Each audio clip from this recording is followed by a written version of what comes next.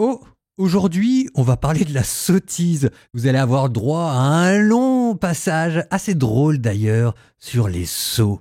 Amusez-vous bien, Siracide 21-22.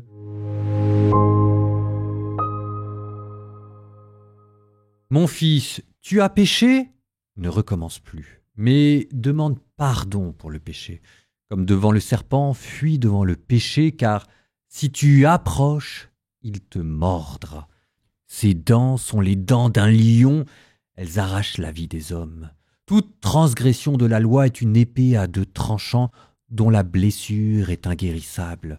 La folie des grandeurs et l'insolence dilapident une fortune, et c'est pourquoi la maison du prétentieux s'écroulera.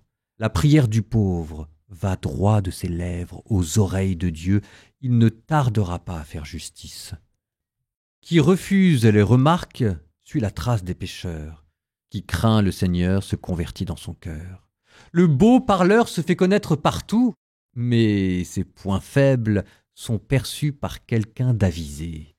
Construire sa maison avec l'argent d'autrui, c'est amasser des pierres pour sa tombe. Un groupe de gens sans loi est un paquet de filasse qui finira dans la flamme et le feu. La route des pécheurs est plane, sans aucune pierre, mais l'abîme de la mort est au bout. Celui qui observe la loi reste maître de ses pensées. La crainte du Seigneur trouve sa perfection dans la sagesse. Qui n'est pas habile n'apprend rien, mais il est une habileté qui déborde d'amertume. La connaissance du sage est débordante. Elle coule à flots et ses conseils sont source de vie. Le cerveau du sot est une cruche fêlée. Il ne retient rien de ce qu'il apprend. Une parole sage vient-elle aux oreilles de qui est instruit, il l'approuve et renchérit. Un débauché l'entend, elle lui déplaît et il la rejette loin derrière lui. Les commentaires du sot sont un bagage pesant, mais à la conversation de qui est censé on trouve plaisir.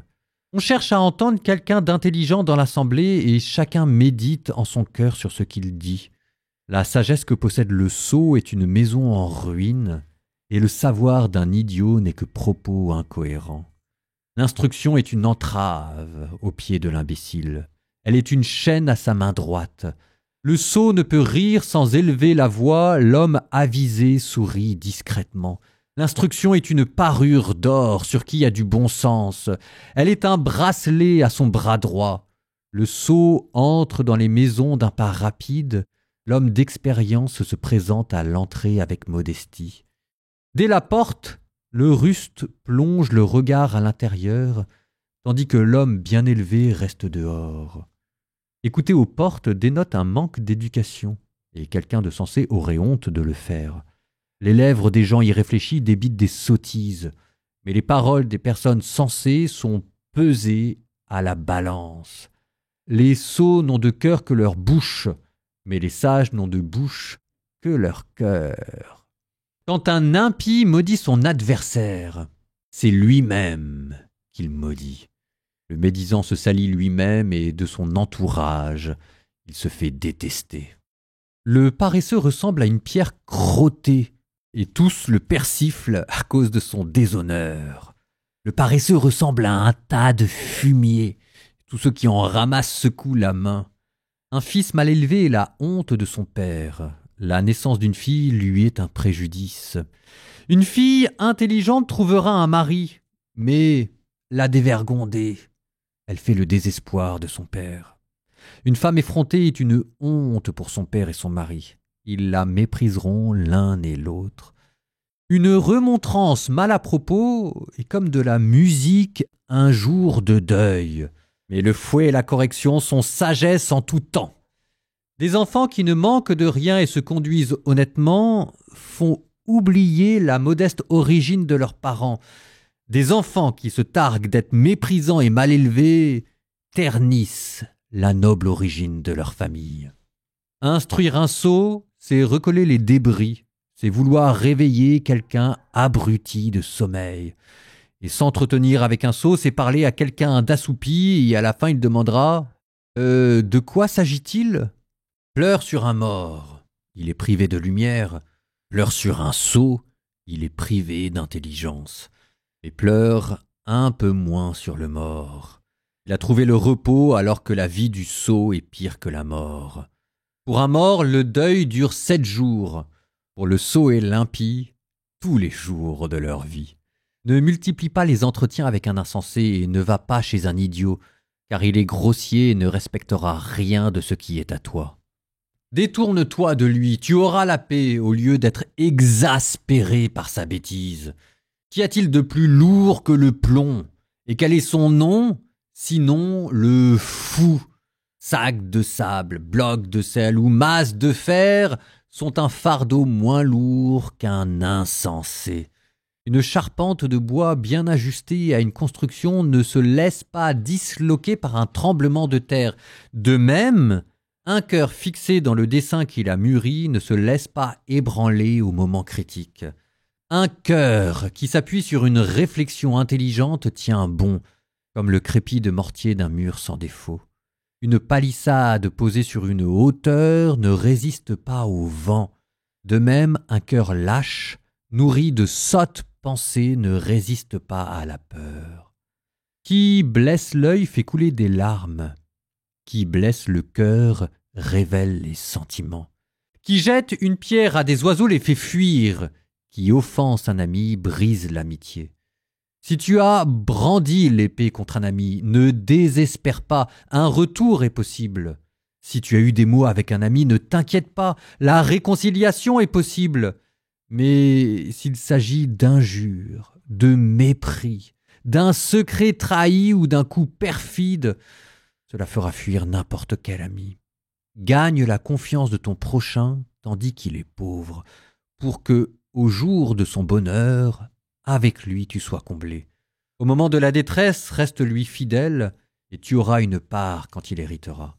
Car il ne faut pas toujours mépriser l'apparence, ni admirer un riche qui manque d'esprit. Vapeurs et fumées précèdent l'incendie, et de même les injures annoncent l'effusion de sang. Je n'aurai pas honte de prendre la défense d'un ami, je ne me détournerai pas de lui. Mais s'il m'arrive du mal par sa faute, quiconque l'apprendra se gardera de lui. Qui placera une garde à ma bouche et sur mes lèvres le sceau du discernement pour que je ne tombe pas et que ma langue ne cause pas ma perte? Je commence par ce verset, chapitre 22, verset 6. Une remontrance mal à propos est comme de la musique un jour de deuil. Mais le fouet et la correction sont sagesse en tout temps.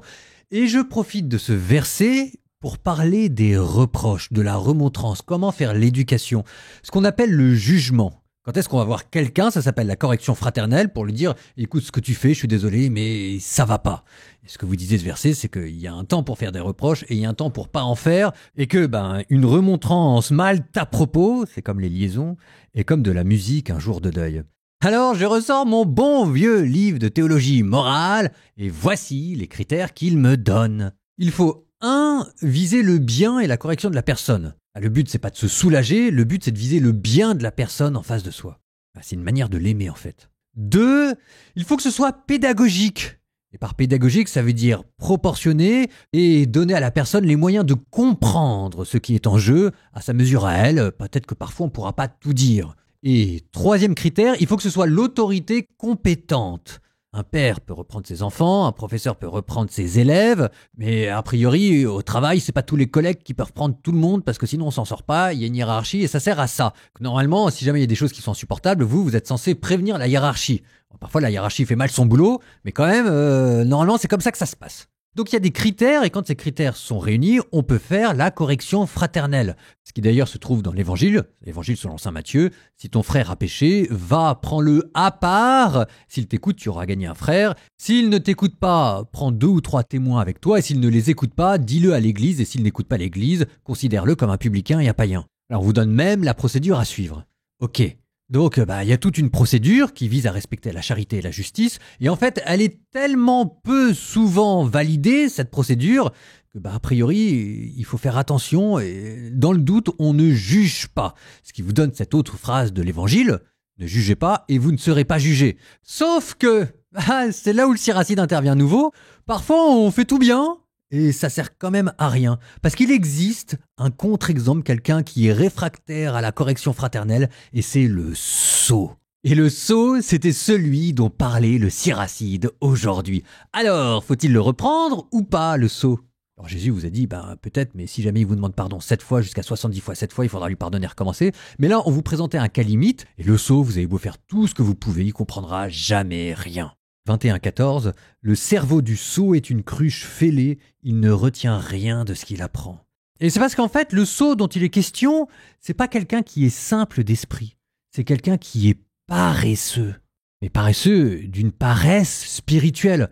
C'est-à-dire quelqu'un qui refuse de manière délibérée de fournir les efforts nécessaires à sa vie spirituelle, et à force d'avoir refusé de fournir les efforts, il y a une sorte de torpeur intérieure qui s'est installée en lui, un sentiment d'indifférence et de découragement. Alors saint Thomas d'Aquin dit qu'il y a 2 caractéristiques principales de la paresse spirituelle. Il y a d'abord un dérèglement de l'émotion, il y a une tristesse qui s'installe à l'idée même de faire un effort devant le bien spirituel proposé par Dieu. Ça, c'est le dérèglement de l'émotion, la tristesse intérieure. Et il y a un dérèglement dans la volonté, c'est une lassitude à agir selon la charité divine.